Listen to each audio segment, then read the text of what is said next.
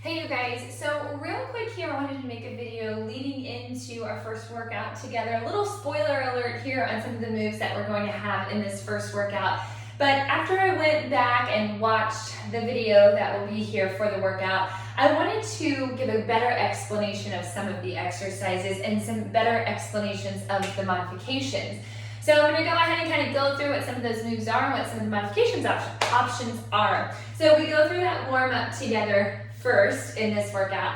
The second part of our workout, or as we're leading up into the real work of this workout, first real section is going to be a cardio burst. You guys, I feel like in cardio, I say this all the time, but the most important thing is just to keep moving to get that heart rate elevated. So we have several different moves in here. I do give some modifications for them, but most importantly, what I want you to know is that it's just about moving. So I always say any modifications in cardio exercises can be just walking it out in a march right here, right? So just getting that heart rate going, getting those knees nice and high, just walking out that march.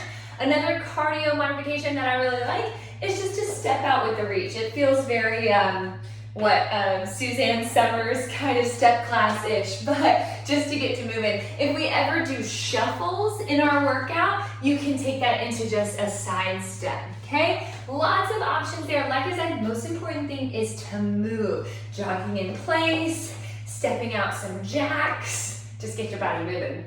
Shouldn't need any modifications in our arm round, which comes after cardio today. But if you do start with those light weights and you don't have anything lighter to drop it to on our arm round, always know that a modification here is to drop the weights entirely and to just go through the motions, okay? You'll still be working and toning out those shoulders, those arms, that upper body simply by going through the motions. Always an option, start with weights. If that's the least amount of weight you have, just the motion, totally fine. From there, we're going into abs. Abs are pretty straightforward today. They are all from the floor laying on our back. I think, let me look through. Yes, all on our back today.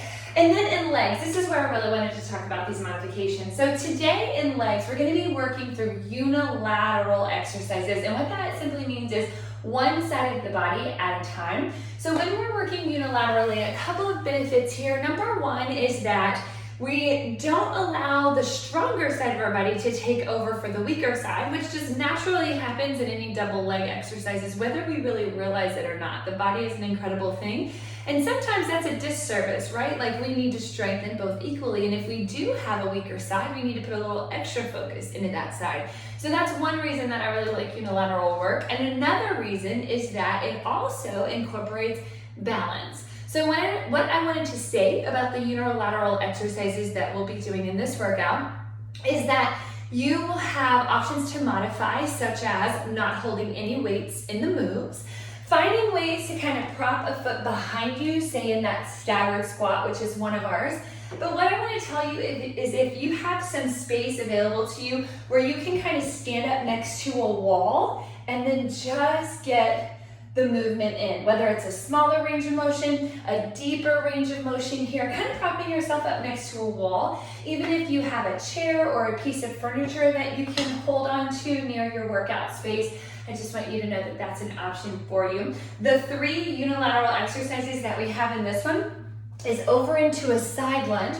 Now that one you wouldn't necessarily need to be next to a wall. If you did want to hold on to a chair, in front of you, or a piece of furniture to get into that side lunge.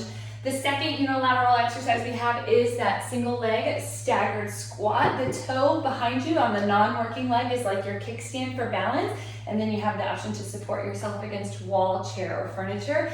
And then the third unilateral exercise that we have is either a step back lunge or holding that split stance and then down and up in that split squat, which is essentially a lunge. You're just not bringing that foot back and forth into each one. And again, you can do this next to a wall or just limit your range of motion here. All right, you guys, just wanted to cover all of my bases on this first workout. Let you know those modification options are always available to you. As long as you are challenging yourself, my saying is don't take a modification just because you want to, take it because you have to, and know that you're still pushing yourself for a challenge. All right, guys, I'll catch you in the workout. Thanks for listening.